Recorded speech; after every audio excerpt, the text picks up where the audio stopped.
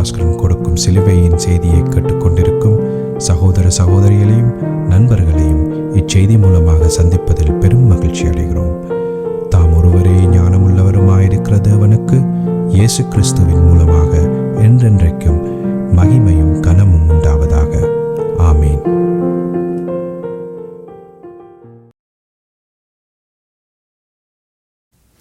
நான் போல் பாலபாஸ்கரன். நான் ஒரு இவாஞ்சலிஸ்ட். சிலுவையின் செய்தி என்ற இந்த நிகழ்ச்சியில் என் சகோதரர்கள், என் சகோதரிகள், என் நண்பர்கள் எல்லோரையும் சந்திப்பதில் நான் பெருமகிழ்ச்சி அடைகிறேன்.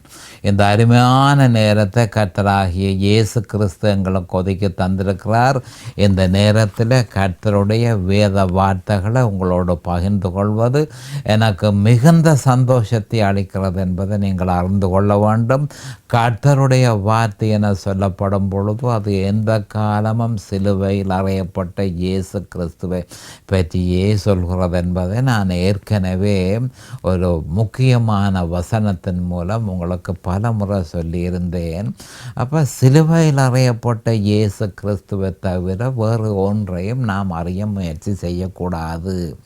அப்போ 1 கொரிந்தியர் 2:2 இயேசு கிறிஸ்துவை சிலுவையில் அறையப்பட்ட அவரையே அன்றி வேறொன்றையும் உங்களுக்குள் அறியாதிருக்க தீர்மானித்திருந்தேன் என்று நம்முடைய ஆண்டவர் பரிசுத்த ஆவியானவர் தெளிவாக பவுல் அப்போஸ்தலர் மூலம் உறுதிப்படுத்தி இருக்கிறார்.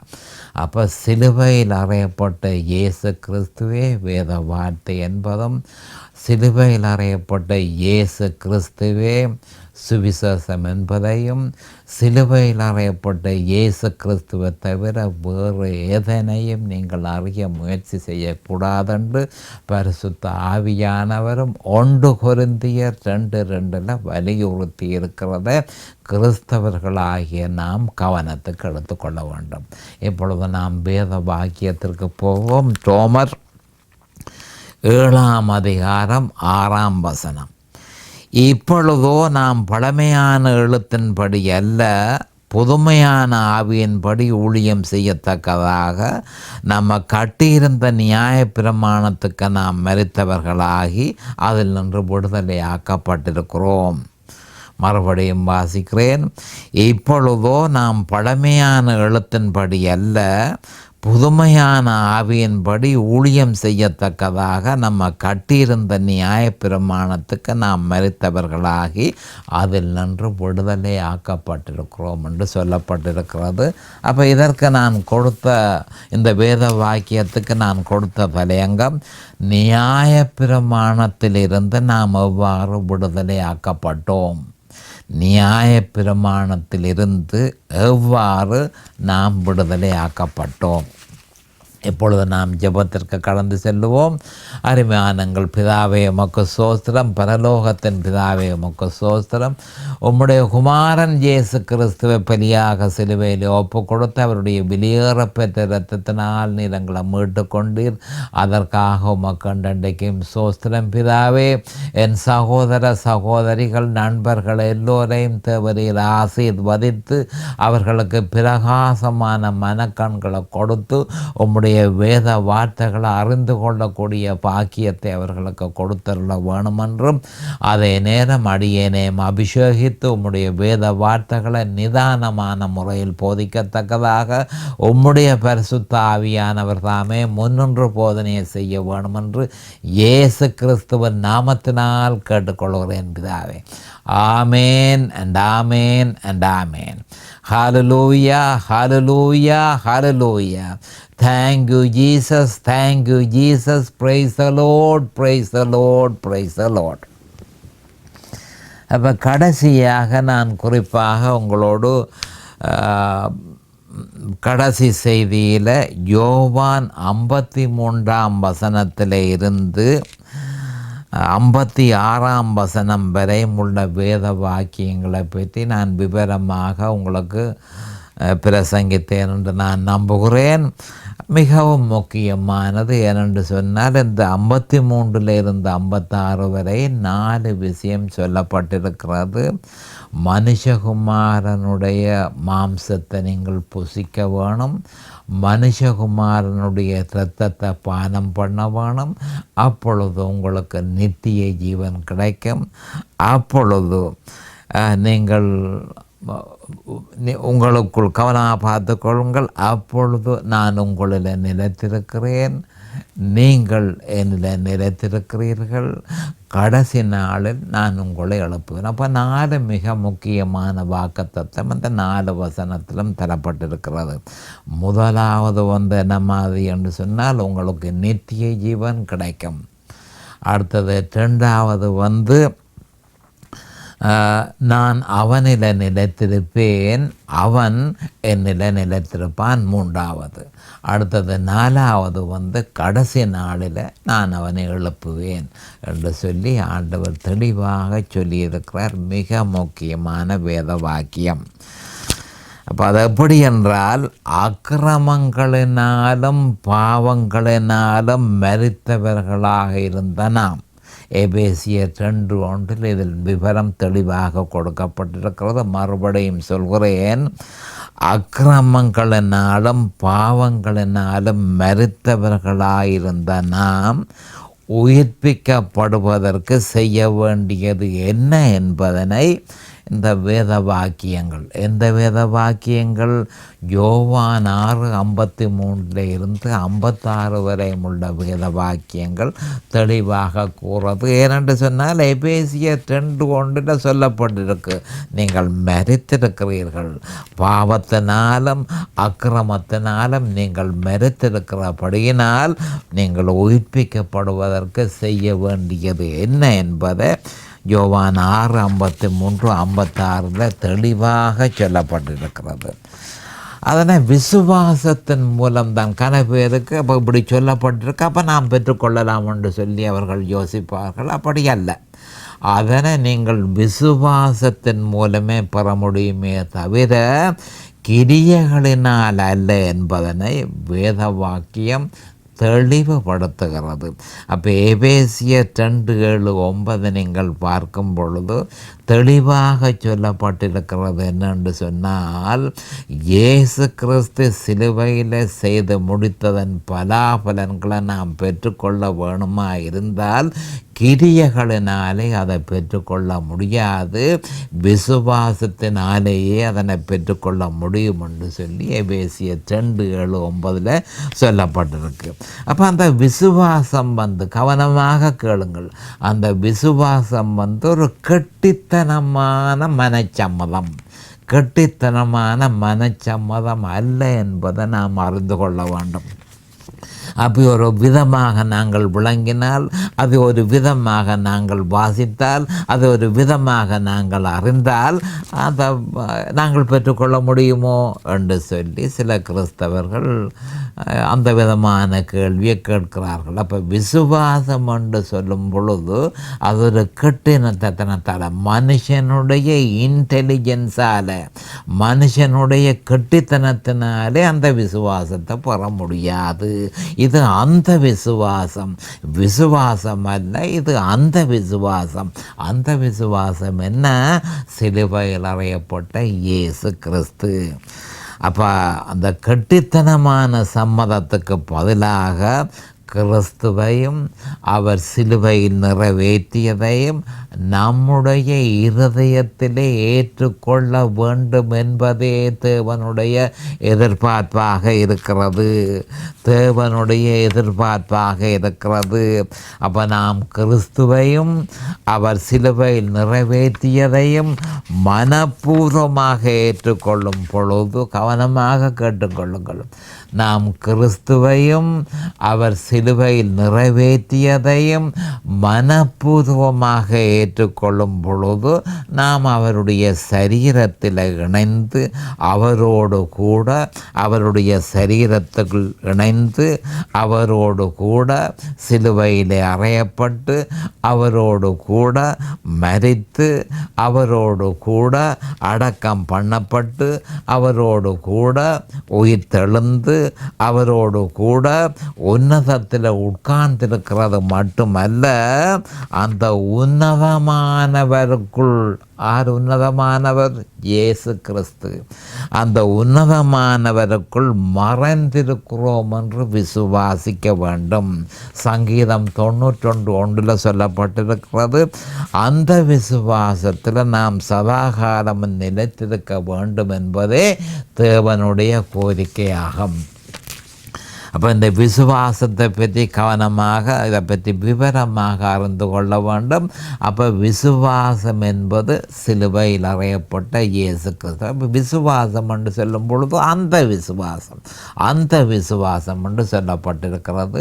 அந்த விசுவாசம் என்ன? 1 கொரிந்தியர் 2:2 சொல்லப்பட்ட சிலுவையில் அறையப்பட்ட இயேசு கிறிஸ்து. அப்போ அந்த சிலுவையில் அறையப்பட்ட இயேசு கிறிஸ்துவை நாம் விசுவாசிக்க வேணும்.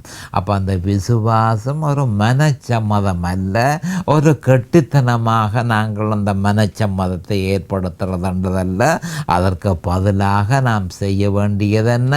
கிறிஸ்துவையும் அவர் சிலுவையில் நிறைவேற்றி இருப்பதையும் நம்முடைய இருதயத்தில் விசுவாசித்து அதனை ஏற்றுக்கொள்ள வேண்டும் என்பதே தேவனுடைய ஏற்பாடாக இருக்கிறது. அப்போ நாம் கிறிஸ்துவையும் அவர் சிலுவையில் செய்து முடித்ததையும் நம்முடைய இருதயத்திலே மனப்பூர்வமாக ஏற்றுக்கொள்ளும் பொழுது நாம் அவரோடு கூட அவருடைய சரீரத்தில் இணைந்து அவரோடு கூட சிலுவையில் அறையப்பட்டு அவரோடு கூட நாம் மரித்து அவரோடு கூட நாம் அடக்கம் பண்ணப்பட்டு அவரோடு கூட உயிர்த்தெழுந்து அவரோடு கூட உன்னதத்திலே உட்கார்ந்து இருக்கிறோம். எபேசியர் 2:7 சொல்லப்பட்டிருக்கிறது. அது மட்டுமல்ல, அந்த உன்னதமானவருடைய கிறிஸ்துவுக்குள் மறைந்திருக்கிறோம் என்றும் நாம் விசுவாசிக்க வேண்டும்.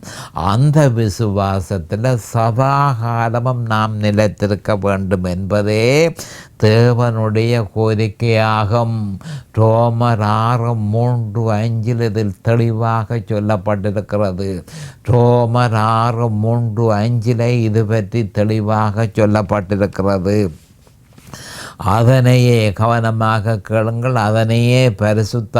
அதனையே பவுல் அப்போஸ்தலர் நடைமுறைப்படுத்தி கலாத்தியர் 2:20 தெளிவாக சொல்லியிருக்கிறார். ஒவ்வொரு கிறிஸ்தவர்களும் கலாத்தியர் 2:20 பவுல் அப்போஸ்தலர் என்ன மாதிரி இந்த விசுவாசத்தை பின்பற்றுகிறாரோ அதே மாதிரியே நாமும் பின்பற்ற வேண்டும் என்பதை நாம் அறிந்து கொள்ள வேண்டும். அப்படியாக நாங்கள் விசுவாசிக்கும் பொழுது பரிசுத்த ஆவியானவர் நம்மில் வல்லமையாக செயல்படுவதை நாம் அறிந்து கொள்ள முடியும். ரோமர் 8:2 சொல்லப்பட்டு கிடக்கு. கவனமாக கேட்டுக்கொள்ளுங்கள். ரோமர் 8:2 என்ன மாதிரியான விசுவாசம் அங்கீகரிக்கப்படும், என்ன மாதிரியாக நீங்கள் விசுவாசித்தால் பரிசுத்த ஆவியானவர் உங்களுடைய இருதயத்தில் செயல்படுவார் என்ற விவரம் ரோமர் 8:2 தெளிவாக சொல்லப்பட்டிருக்கிறது. கிறிஸ்து இயேசுவினாலே ஜீவனுடைய ஆவியின் பிரமாணம் என்ன பாவ மரணம் என்ற பிரமாணத்தில் நின்று விடுதலை ஆக்கிட்டே. அப்போ கிறிஸ்துவுக்குள் இருப்பது தான் பாவ மரணம் என்ற பிரமாணத்தை தோற்கடிக்கிறதுக்கு தேவனாலே ஏற்படுத்தப்பட்ட பரிசுத்த ஆவியானவராலே ஏற்படுத்தப்பட்ட ஜீவனுள்ள ஆவியின் பிரமாணம் என்பதை நாம் தெளிவாக அறிந்து கொள்ள வேண்டும். அப்போ அதன் பிரதிபலனாக ஜெயம் கொண்ட கிறிஸ்தவ வாழ்க்கையை நாம் பெறக்கூடியதாக இருக்கிறது. அப்போ சரியான முறையில் விசுவாசித்து பரிசுத்த ஆவியானவர் நம்முடைய இருதயத்தில் அசைவாடக்கூடிய முறையில் நாம் விசுவாசிப்போமாய் இருந்தால் அப்பொழுது ஜெயம் கொண்ட கிறிஸ்தவ வாழ்க்கையை நாம் பெற்றுக்கொள்ள முடியும் என்பதை ஒவ்வொரு கிறிஸ்தவனும் அறிய வேண்டும். அப்போ இதன் நிமித்தம் நியாயப்பிரமாணத்துக்கு கீழ்ப்பட்டிராமல் கிருபைக்கு கீழ்ப்பட்டிருக்கிறபடியால் அந்த பாவம் உங்களை மேற்கொள்ளாதென்று சொல்லி ரோமர் 6:14 தெளிவாக சொல்லப்பட்டிருக்கிறது. இதுவே ஜெயம் கொண்ட கிறிஸ்தவ வாழ்க்கையை நடத்துவதற்கு தேவனால் ஏற்படுத்தப்பட்ட வழிமுறையாகும். அப்போ ரோமர் 8:1-2 இதை பற்றி சொல்லப்பட்டிருக்கிறது. ரோமர் 8:11 சொல்லப்பட்டிருக்கிறது. அப்போ சரியான முறையில் நாம் விசுவாசிக்கும் பொழுது ஆவியானவர் இடைவிடாமல் நம்ம உயிர்ப்பித்து அவர் அசைவாடும் பொழுது ஜெயம் கொண்ட கிறிஸ்தவ வாழ்க்கை, பாவமற்ற கிறிஸ்தவ வாழ்க்கை நமக்கு உரித்தாகிறது என்பதை ஒவ்வொரு கிறிஸ்தவனும் அறிந்து கொள்ள வேண்டும். அப்போ ஜெயங்கொண்ட கிறிஸ்தவ வாழ்க்கையை அனுபவித்து கொண்டிருந்த பவுல் அப்போஸ்தலர் தான் எவ்வாறு அந்த ஜெயம் கொண்ட கிறிஸ்தவ வாழ்க்கையை நடத்தினார் என்பதனை பற்றி அவரே கூறியிருக்கிறத நாம் பார்த்து கொள்ளுவோம். அது எப்படி என்று சொன்னால் கலாத்தியர் 2:20 கிறிஸ்துவுடனே கூட சிலுவையில் அறையப்பட்டேன், ஆயினும் பிழைத்திருக்கிறேன். இனி நான் அல்ல, கிறிஸ்துவே என்னில் பிழைத்திருக்கிறார். நான் இப்பொழுது மாம்சத்தில் பிழைத்திருப்பதோ என் மீது அன்பு கூர்ந்து எனக்காக தாமே ஒப்பு கொடுத்த தேவனுடைய குமாரனை பற்றும் விசுவாசத்தினால் பிழைத்திருக்கிறேன் என்று பவுல் அப்போஸ்தலர் தான் என்ன மாதிரி விசுவாசிக்கிறேன் என்ற விவரத்தை தெளிவாக கலாத்தியர் 2:20 நமக்கு சொல்லியிருக்கிறார். இப்படியான விசுவாசமே தேவனால் நியமிக்கப்பட்ட வழிமுறையாகும். கவனமாக கேட்டுக்கொள்ளுங்கள். இந்த மாதிரியான விசுவாசத்தில் இருக்கும் பொழுது என்ன நடக்கும் என்று சொல்லி யோவான் 14:20 சொல்லப்பட்டிருக்கிறத நாம் மிகவும் அவதானமாக கவனத்துக்கு எடுத்துக்கொள்ள வேண்டும். அப்பொழுது கவனமாக கேட்டுக்கொள்ளுங்கள். அப்பொழுது நான் என் பிதாவிலும் நீங்கள் என்னிலும் நான் உங்களிலும் இருக்கிறதை அந்நாளிலே நீங்கள் அறிவீர்கள். அந்நாளிலே நீங்கள் அறிவீர்கள். எந்த நாளிலே நீங்கள் அறிவீர்கள்? பரிசுத்த ஆவியினாலே நிரப்பப்பட்டதற்கு அடையாளமாக நீங்கள் அந்நிய பாஷையை பேசும் பொழுது அந்நாள் அது பெந்தெகோஸ்தே நாளில் கொடுக்கப்பட்டது. இப்போ ஒவ்வொரு மனுஷனும் ஒவ்வொரு கிறிஸ்தவனும் ஒவ்வொரு விசுவாசியும் பரிசுத்த ஆவியினால் நிரப்பப்படுகிறது. கோடான கோடி கிறிஸ்தவர்கள் பரிசுத்த ஆவியினால் நிரப்பப்பட்டிருக்கிறார்கள். அந்த விதமாக ஒருவன் பரிசுத்த ஆவியினால் நிரப்பப்பட்டு தான் நிரப்பப்பட்டதற்கு அடையாளமாக அந்நிய பாஷையை பேசுவானாயிருந்தால் அந்த நாளில் என்ன நடக்கும்? நான் என் பிதாவிலும். அப்போ இயேசு கிறிஸ்து பிதாவில் இருக்கிறத நீங்கள் அறிவீர்கள். நீங்கள் என்னில் இருப்பதை அறிவீர்கள், நான் உங்களில் இருப்பதை அறிவீர்கள் என்று சொல்லி யோவான் 14:20 தெளிவாக சொல்லப்பட்டிருக்கிறது. அப்போ என்ன மாதிரி விசுவாசிக்க வேணும்? எந்த மாதிரியான விசுவாசத்தை நான் கவனத்துக்கு எடுத்துக்கொள்ளுவேன்? பவுல் அப்போஸ்தலர் என்ன மாதிரி விசுவாசித்தார்? அப்போ இது ஒரு கட்டித்தனமான மனச்சம்மதம் அல்ல. அதற்கு பதிலாக உண்மையாக மனப்பூர்வமாக ஆண்டவராகிய இயேசு கிறிஸ்துவையும் அவர் சிலுவையில் செய்து முடித்ததையும் நாம் விசுவாசித்து அந்த விசுவாசத்தில் நிலைத்திருக்கும் பொழுது எனக்கு என்ன நடந்தது என்று சொல்லி ரோமர் 6:3-5 சொல்லப்பட்டிருக்கிறது. அப்போ அதனையும் விசுவாசித்து இருக்கும் பொழுது அந்நாளிலே நீங்கள் அறியக்கூடியதாக இருக்கிறது. பரிசுத்த ஆவியானவர் உங்களுக்குள்ள அசைவாடுகிறத நீங்கள் காண்பீர்கள். என்ன மாதிரி காண்பீர்கள்? நான் என் பிதாவிலும் நீங்கள் என்னிலும் நான் உங்களிலும் இருக்கிறதை அந்நாளிலே நீங்கள் அறிவீர்கள் என்று சொல்லி ஆண்டவராகிய இயேசு கிறிஸ்து யோவான் 16:20 தெளிவாக சொல்லியிருக்கிறார். அதனை அனுபவ ரீதியாக ஒவ்வொரு கிறிஸ்தவனும் அறிந்து உணர்ந்து கொள்ள முடியும். இப்படி இருக்க ரோமரா கவனமாக கேட்டுக்கொள்ளுங்கள். இப்படி இருக்க பவுல் அப்போஸ்தலர் ரோமர் 7:6 நம்ம கட்டியிருந்த நியாய பிரமாணத்துக்கு நாம் மரித்தவர்களாகி என கூறியிருப்பதன் பொருளை பார்ப்போம். கவனமாக கேட்டுக்கொள்ளுங்கள். அப்போ நான் என்ன சொல்கிறேன் என்று சொன்னால், ஒரு முக்கியமான ஒரு விஷயத்தை உங்களுக்கு தொடர்ச்சியாக நான் பிரசங்கித்து கொண்டிருக்கிறேன். நம்மை கட்டியிருந்த நியாய பிரமாணத்துக்கு நாம் மரித்தவர்களாகி என்று ரோமர் 7:6 சொல்லப்பட்டிருக்கிறதனுடைய பொருளை இன்னும் சற்று விவரமாக, ஆவிக்குரிய பொருளை சற்று விவரமாக பார்ப்போம். மனுஷன் நியாய பிரமாணத்தை மீறினதன் நிமித்தம் அவன் மரணம் என்ற சாபத்துக்கு உட்பட்டிருக்கிறான் என்று சொல்லி கலாத்தியர் 3:13 சொல்லப்பட்டதை ஏற்கனவே நீங்கள் அறிந்திருக்கிறீர்கள். அது மட்டுமல்ல, ஜென்ம சுபாவத்தின் நிமித்தம், ஆதாமனுடைய சுபாவத்தின் நிமித்தம், ஆதாமனுடைய பாவம் மனுஷனுக்குள்ள உட்புகுந்ததனால அந்த மனுஷன் பாவ சுபாவத்தையும் உடையவனாக இருக்கிறான் என்பதை நாம் அறிந்து கொள்ள வேண்டும்.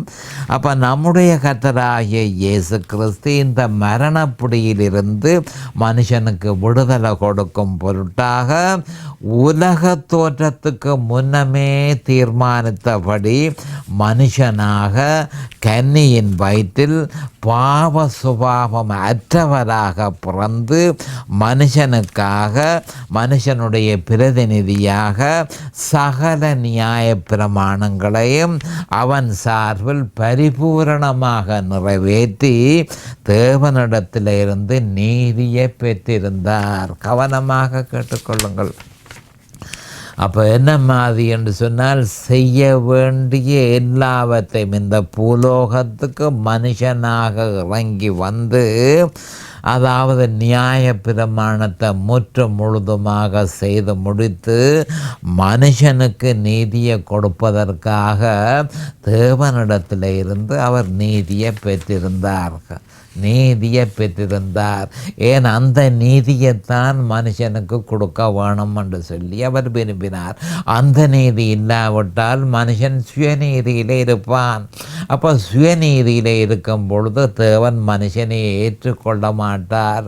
அப்போ தேவன் மனுஷனாக வந்து இந்த பூலோகத்தில் மனுஷனாக வந்து கன்னியின் வயிற்றில் பிறந்து பாவ சுபாவம் அற்றவராக பிறந்து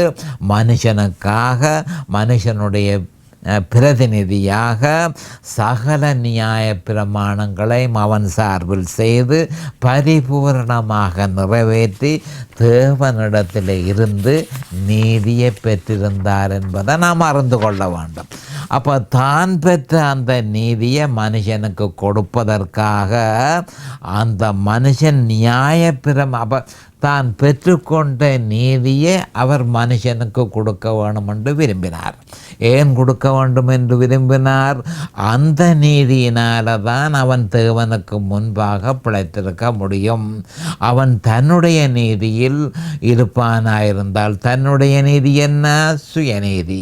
அப்போ சுயநீதியிலே அவன் இருக்க முயற்சித்தால் தேவனுக்கு முன்பாக அவன் வாழ முடியாது. ஆனபடியால் மனுஷனுக்காக எல்லாவற்றையும் இந்த பூமியில் வந்து செய்து முடித்து நியாய பிரமாணத்தை ஒரு எழுத்து தன்னும் தவறாமல் செய்து முடித்து நியாய பிரமாணத்தின் நீதியை அவர் பெற்றுக்கொண்டார். எதற்காக? மனுஷனுக்கு அதை கொடுப்பதற்காக. ஆனால் பிரச்சனை என்ன என்று சொன்னால், மனுஷனுக்கு அதனை கொடுக்க முடியாமல் இருந்தது. ஏன் கொடுக்க முடியாமல் இருந்தது? மனுஷன் குற்றவாளியாக இருக்கிறான்.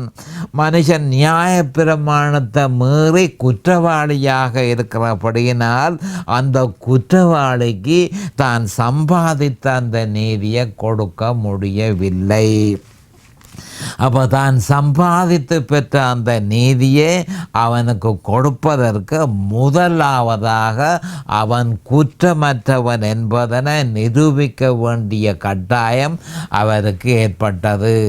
அப்போ என்ன மாதிரி என்று சொன்னால், இயேசு கிறிஸ்து தான் பெற்றுக்கொண்ட தான் சம்பாதித்த நீதியை மனுஷனுக்கு கொடுக்க வேணுமா இருந்தால் முதலாவதாக மனுஷன் குற்றவாளி இல்லை என்பதை நிரூபிக்க வேண்டியதாக இருந்தது. ஆனால் மனுஷனோ குற்றவாளியாக இருக்கிறான். நியாய பிரமாணத்தை மீறினதால மனுஷன் குற்றவாளியாக இருக்கிறான். குற்றவாளிக்கு தான் சம்பாதித்த நீதியை கொடுக்க இயலாது. அப்போ கொடுக்க விரும்பினால் அவர் செய்ய வேண்டிய ஒரு வேளை மனுஷன் குற்றவாளி இல்லை என்பதை அவர் நிரூபிக்க வேண்டியவராக இருந்தார். அந்த கட்டாயம் அவருக்கு ஏற்பட்டது.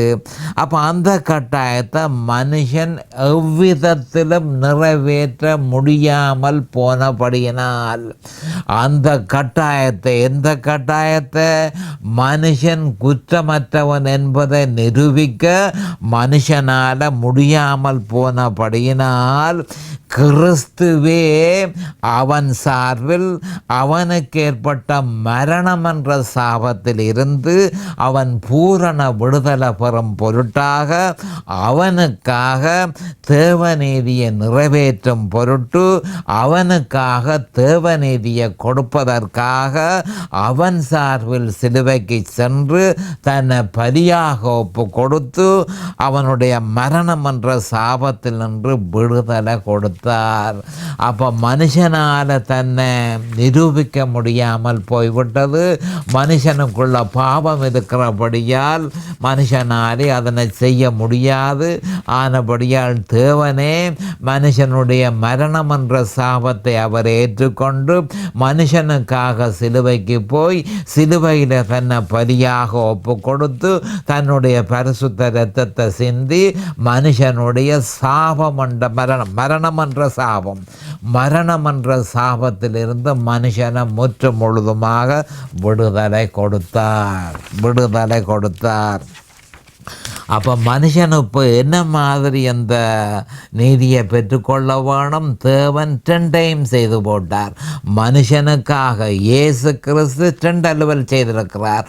ஒன்று முதல் வந்தவுடனே பூமியில் நியாய பிரமாணத்தை சம்பாதித்தார்.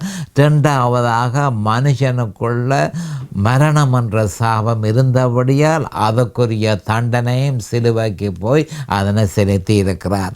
இப்போ மனுஷன் அதனை தேவநீதியை பெற்றுக்கொள்வதற்கு மனுஷன் செய்ய வேண்டியது என்ன? அப்போ எந்த மனுஷன் கிறிஸ்துவையும் அவர் சிலுவையில் இப்படியாக தனக்கு செய்தார் என்பதனையும் அவரோடு அடையாளம் கண்டு அதனை விசுவாசித்து அந்த விசுவாசத்தில் நிலைத்திருப்பானாகில் தேவன் அவனை நீதிமானாக்கி கிறிஸ்து பெற்ற நீதியை அவனில் சுமத்துகிறார். அந்த நீதிக்கு பெயர்தான் சுமத்தப்பட்ட நீதி, இம்ப்யூட்டட் ரைட்டியஸ்னஸ் என்று சொல்லப்பட்டு கிடக்கு. அப்போ எந்த மனுஷன் அந்த நீதியை பெற்றுக்கொள்ள விரும்புகிறானோ அவன் இயேசு கிறிஸ்துவை விசுவாசிக்க வேணும். அவர் சிலுவையில் செய்து முடித்ததை விசுவாசிக்க வேணும். அடுத்ததாக அவரோடு அடையாளம் காண வேணும்.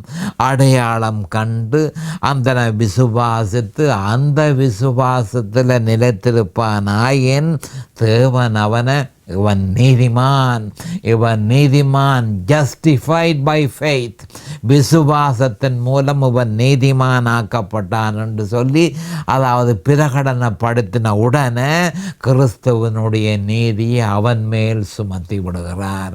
நேரம் சமீபமாகிவிட்டது. அடுத்த செய்தியில் விவரமாக பார்ப்போம். அதுவரைக்கும் கர்த்தராகிய இயேசு கிறிஸ்துவின் நாமத்தினால் நான் உங்களை ஆசீர்வதிக்கிறேன். அவருடைய கிருபையும் அவருடைய இரக்கமும் உங்களுக்கு தாராளமாக கிடைப்பதாக. இயேசுவின் நாமத்தில் பரிசுத்த பிதாவே, ஆமேன் and ஆமேன் and ஆமேன். ஹல்லேலூயா. இந்த சிலுவையின் செய்தியை கேட்பவர்கள் அதன் ஆவிக்குரிய பலனை பூரணமாக அடைய வேண்டும் என்பதே நம்முடைய பிரார்த்தனையாகும்.